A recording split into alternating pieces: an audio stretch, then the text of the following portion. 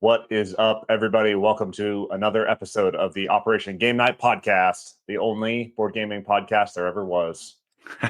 Joining me, as always, the co-peddler on this bicycle built for two, Clayton Gable. How you doing, Clay? I am doing great. Missing out on the big fella, Jared. We're all big fellas here, but he would be considered the El Grande of this podcast. He is the El Grande, the big papa, the El Jefe. But we will be missing him today because he's got family in town. So if you may have noticed this past week, we shifted our schedules around a little bit.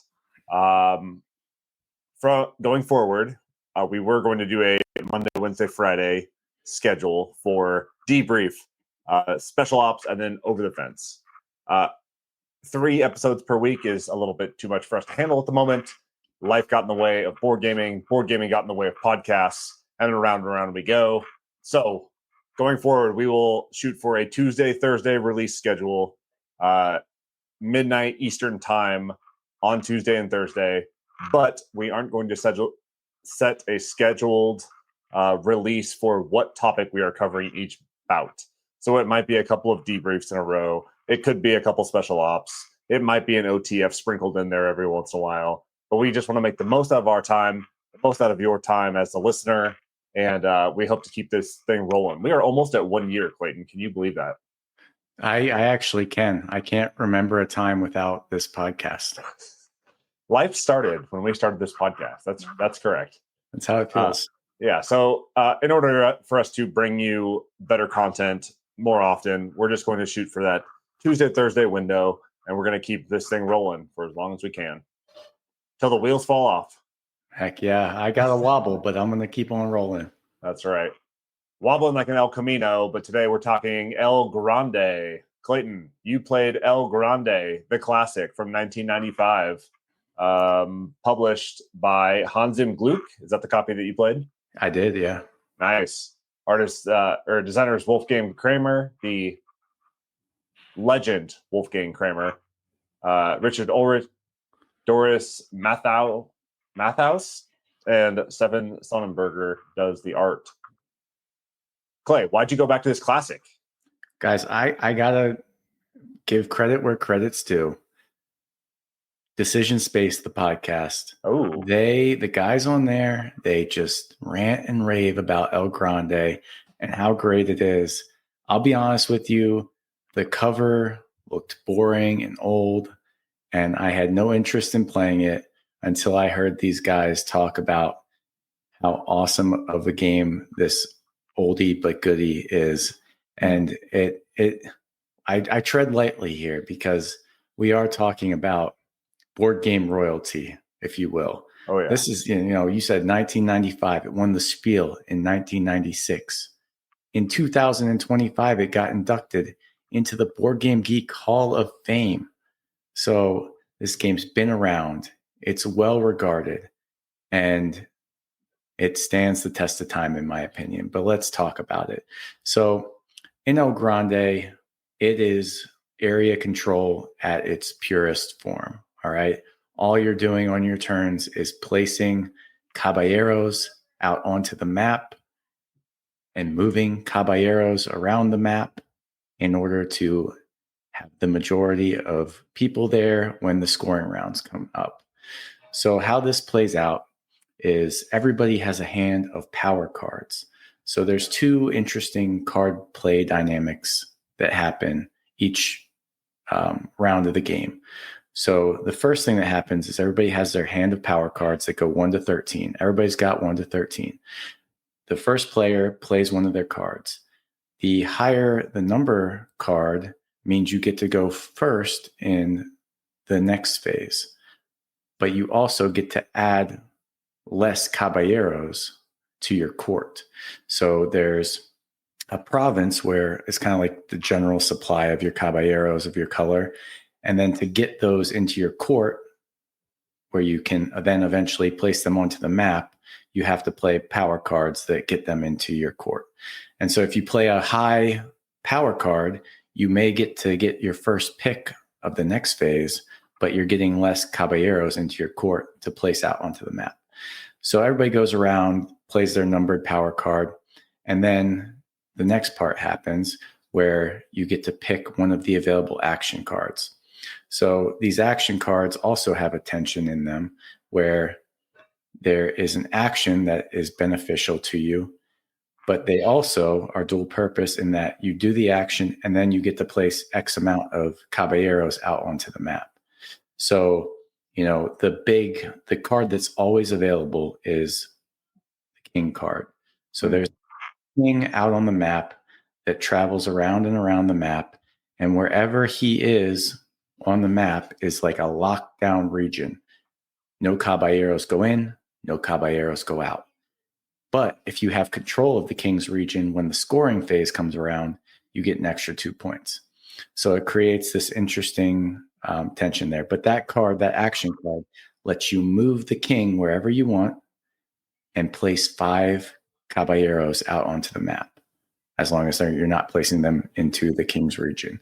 But they have to go adjacent to the king's space, correct? That is correct. Yep.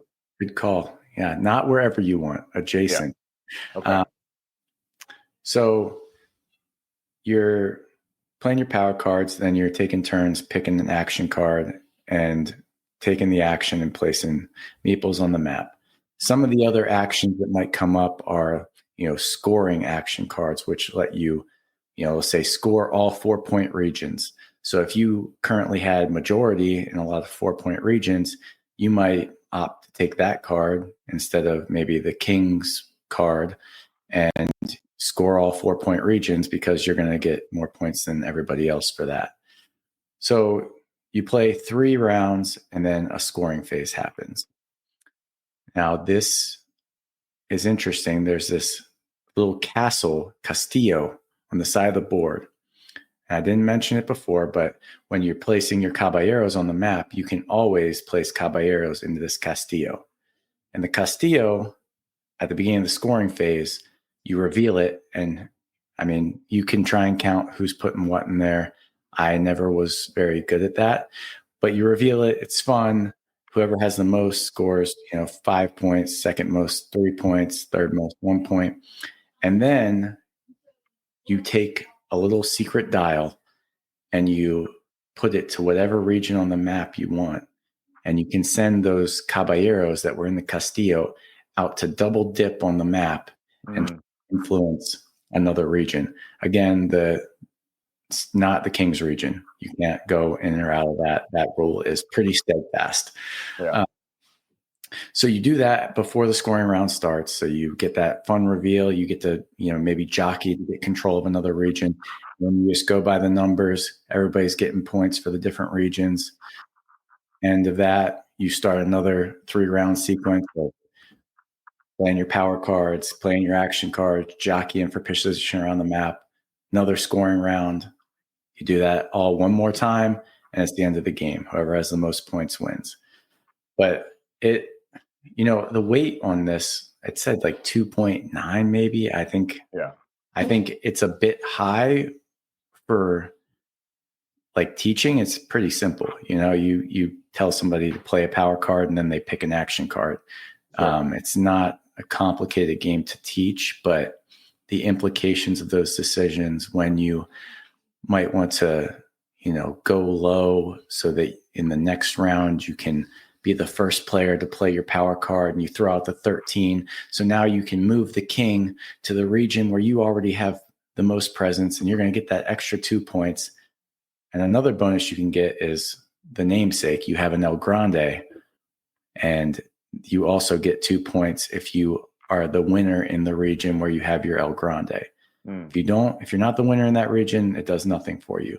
So it kind of like gives you a little bit of focus of like, all right, my El Grande's here. I need to try and, win that region every time. So I'm not missing out on those 2 points. And that kind of stays put. There are some action cards that let you move it about. I'm trying to think of some of the other actions. It's a mean game. You can move other people's caballeros around the map. You can take their caballeros off the map. So I think like the 2 the action deck is split up into the 5 different sets. And each set kind of has its own like unique flavor to it. So like, I think maybe the 3s all let you place 3 caballeros out on the map and kind of have a scoring criteria.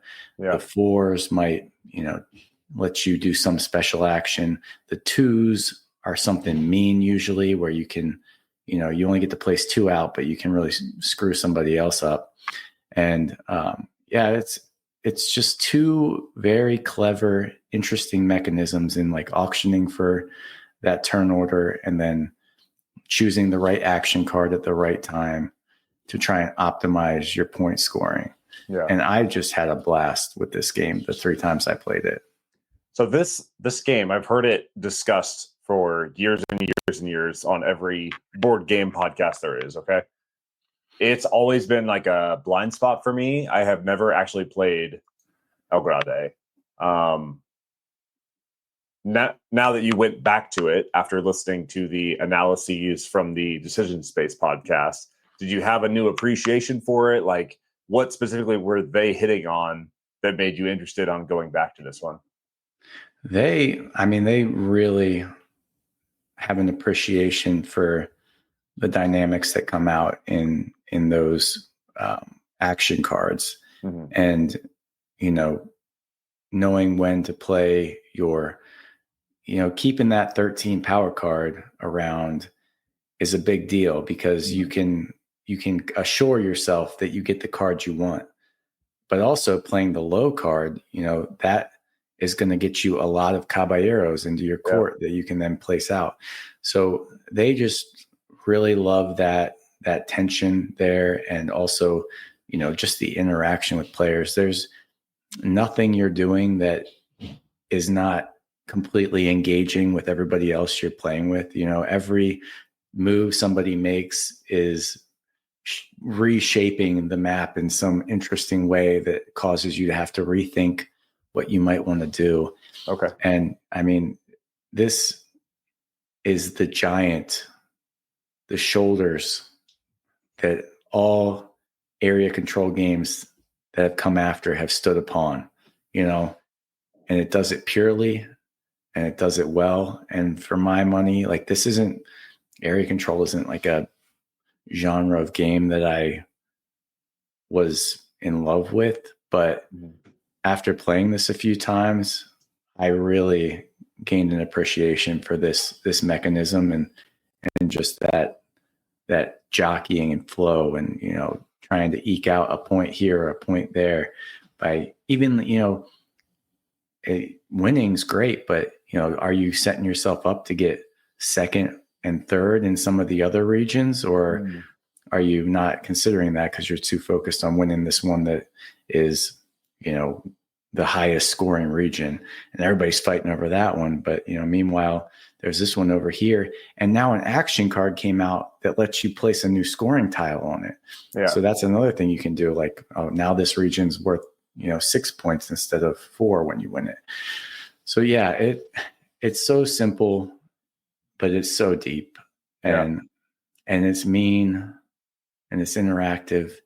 It's what I enjoy in a board game right now. I'm in a phase where the head's down, just like trying to build my own tableau or engine is, it's not what I want to do when I'm sitting down to play a board game. I want to be involved with the other players like this, and you're involved with each other in El Grande. There's no avoiding it. So I feel like the actual mechanisms of the game, like bidding for turn order and the area control and the unique action cards that you're playing, all of that, maybe it was new in 1995, right? This is like the big boom, the big bang for board games is right around this time, right? Like, this is when like publishers just started going crazy. I feel like these mechanisms have been done since, but this one seems to have the staying power, right? Like, everyone refers back to El Grande as like the gold standard for this type of area control type mechanism. So what is it about this game specifically that makes it stick around when others have come after this and iterated on this over and over and over again? I think Well, it's definitely not the artwork and theme, at least for me. Even though this new version looks a little nicer and you get, actual meeples instead of the cubes from the old version. I don't know. Yeah, like I said, I heard about this game. I knew it was an important game, but I saw it on the shelf for years and I was like, there's no way I'm playing that thing. It looks boring as hell. But yeah, I think it's just the purity and simplicity of it. Like they didn't tack on a bunch of extra stuff to try and, make it more complicated or, just mechanisms for mechanism's sake. They said, we're going to do an auction for turn order, then you're going to play a power card and put your people out. And there's enough meat on that people can really get something out of it. And another thing that the decision space folks really talked about that might have pushed me over the edge when I heard them talking about it, I was like, oh, that actually sounds pretty fun, was that Castillo. I touched on it briefly in the gameplay, but it is such a fun piece of the game where, it's a very knowable game 95% of the time. But then when you put those, meeples in the Castillo and everybody is trying to think like, where is Travis going to send his? Yeah. Where should I send mine? Because, you mess that up, you're forfeiting any number of points. You think you're going to go somewhere and get first and also have your Grande there and have the king, and you misjudge it. And Travis sends out, more meeples there than me. And now all of a sudden I wasted that huge opportunity to like double dip from the Castillo, and it can hurt. And so it's that type of, it's not perfect information. And I like that. It's a perfect like distillation of game theory, right? Like, I think that you are going to this space here, but do I send my space there? Do I send my people there? Do you think that I know that you're sending your people there so that you change and then you get like something completely uncontested? It's like this perfect distillation of game theory down into like a secret dial that you get to adjust to say, I want to send my people here for control. So yeah, man, that's so clean. I love that. That dial comes up too in some of the action cards, which is a lot of fun. Like everybody has to select a region on their dial and then they have to remove all their people from it. So you're like, like that's one of the mean action cards somebody can pick and, just to mess with everybody else. But yeah, I played this on Board Game Arena too. Not quite as fun as in person and just the flow of the game. But why I don't know why I even speak on Board Game Arena, because I've never once been like, yes, I love that play of a game on Board Game Arena. Yeah, that's fair. That's fair. But it's on there for anybody that wants to try this out. If you're listening to this and you're like me, and you're looking at it and think the theme looks boring and the art looks boring, I promise you the gameplay isn't boring and it's easy to get into and you will have a good time. I mean, I imagine, unless you get really butthurt and don't like people messing with your stuff, because that's going to happen. And that's just the game. Like there's never a round where your plans don't get messed up. Yeah. And it's just adjusting and reacting to that and trying to, compensate where you can. So El Grande certainly earned its place on my shelf, and I've been itching to get it played again. When you played it, how many players did you play it at?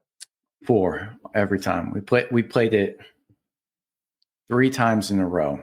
Oh, dang. At 4 players. Yeah.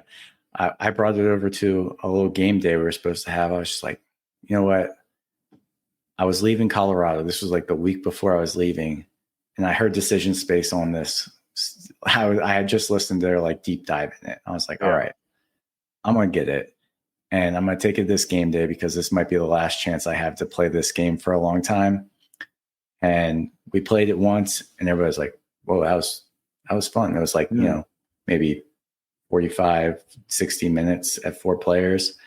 And then we played it again and everybody was, oh, that's really good. And then we played one more time.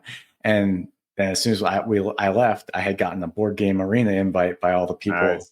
that played it. So, I mean, it was a hit with all those players. I mean, they're the type of people that like that kind of interactive game, though. Yeah. So, it's tough to say. Your mileage may vary, but yeah. Do you have it, Travis? I don't have this. I've never played it. I've never had the opportunity to play it. Like, I've never shown up to a game night and it's been sitting on the table like, hey, you want to play El Grande? And I've turned it down. Like, just never had the opportunity. I've always heard people bring it up in conversation or bring it up on podcasts, but I've never actually had the opportunity. And now I'm very curious. Yeah, you should do it. Yeah, I'm definitely. Have I made you want to play this game? Yes, you have. Games that have simple rule sets and that are easy to learn and difficult to master are my jam. I love that. And plus, if you can play it in 45 minutes, that's a bonus nowadays. So, yeah, I mean, that was probably generous. I think there's a short version, like a quicker way to play. I think you only play maybe 2 scoring rounds, which is 6 total rounds then. But yeah, that like 3-round act also just like keeps a nice game flow where it's like 3 rounds of doing stuff and then you score. Yeah. And 3 rounds of doing stuff and then you score. So like that 3rd round in every set is like kind of carries a little more weight. And so people are like, man, am I holding on to my 13 for that one? So I can, there's just a lot of cool decisions and rewarding feelings. And it's good. But I will say if you heard this and you're like, maybe Clay did a decent job talking about it, I implore you, go listen to Decision Space talk about this game. Those guys, they love this game. They've played it hundreds and hundreds of times versus my 4, and they have the full depth and appreciation that a game that's in the Board Game Geek Hall of Fame deserves. So, yeah, don't sleep on this oldie. I feel like every time people online, they start posting, they're like, have you played these 100 greatest games of all time? And it's a lot of the, the Hall of Fame board games.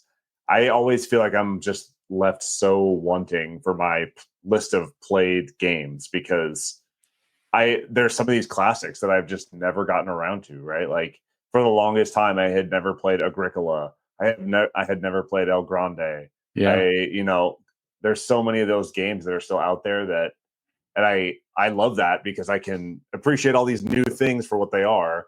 And then it's always great to go back and say, well, this is where that came from. And El Grande is one of those like case studies where you can go back and appreciate it for what it is. And it still stands up to those new, heavy, shiny boxes that are sitting on your shelf.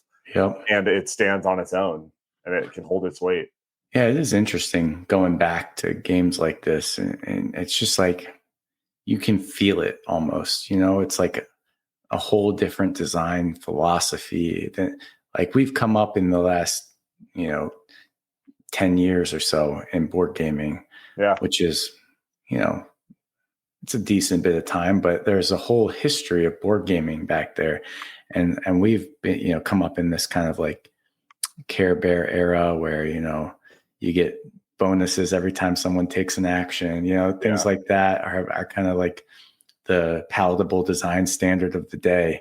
Yeah. And these games from the 90s, they don't care about that. They're just like, we're going to give you some tight mechanisms and let you interact with your other players. And it's going to be fun. Yeah. I love that. They don't, and plus like the Euros of old, right? It's not relying on any sort of fancy artwork. That's for damn sure.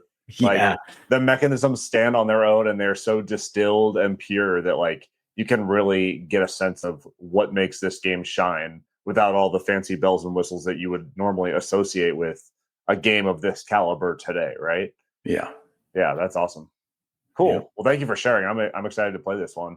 Yeah, I hope you get to. I mean, if you want to, I hate to even offer it because I hate people's experience of a game to be on Board Game Arena, but feel free to fire up a game with me on Board Game Arena and, some randos.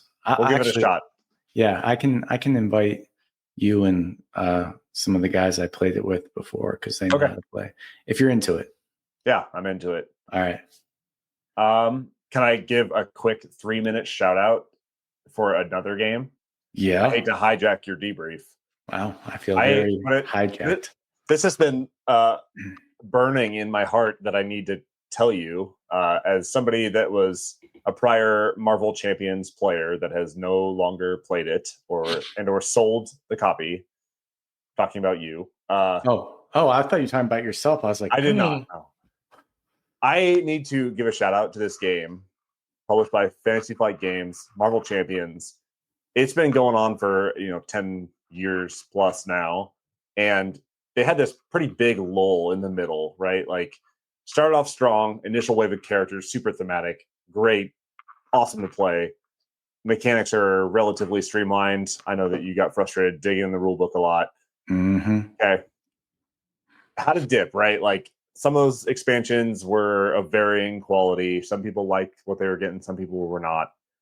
These past 2 expansions, or 3 big box expansions that they've done, being Next Generation, Mutant Genesis, and Agents of S.H.I.E.L.D., are phenomenal. They're so good. I have been high on this game for the past couple of expansions, and it seems like the community at large is also very hot on this recent surge of this game. They've released great characters that fit in well with the old. They're doing this cool thing now where they're actually like doing other iterations of the same characters they've already released. So like wave 1, you had a Black Panther that was a release that was like T'Challa. Mm-hmm. Now they did Black Panther that is Shuri that plays completely different. So you could potentially have like 2 Black Panthers that work alongside each other. And the big thing that they introduced was the aspects that you can assign to characters. So like in X-Men, right, you have a team of X-Men that are all fighting against the forces of evil. And amongst those X-Men, they each fill different roles. So previously you had like your justice, your protection, your aggression, like those kind of suits almost of characters. Now you can assign them roles. So like if I have Cyclops, I can make him justice and I can make him the leader of the group. And that leader has different play between the different aspects of the different characters. It's kind of a lot. It's a lot to manage. It just sounds like more complicated than I even needed it to be. But it's a lot. It's a lot. If you're in the world, like that's cool. Like that's. I just wanted to give a shout out because this game, it sometimes floats up into the hotness when they release these new expansions. But if you're looking to get into this now, these most recent expansions, the X-Men ones, and now the Agents of S.H.I.E.L.D., are like better than they've been since the beginning. And the characters that they are releasing are great if you have any reverence for X-Men. So I had to give a shout out since we finished early with El Grande for Marvel Champions. Wow. Couldn't be more different. Could not be more different. You want to get bogged down in a rule book, Marvel Champions is your path to glory. But man, I'm excited to play some El Grande now. I'm going to fire that up right after we get off of this. All right, buddy. Let's shut her down. Let's shut her down. For Operation Game Night, I have been Travis. He has been Clay, and we're out.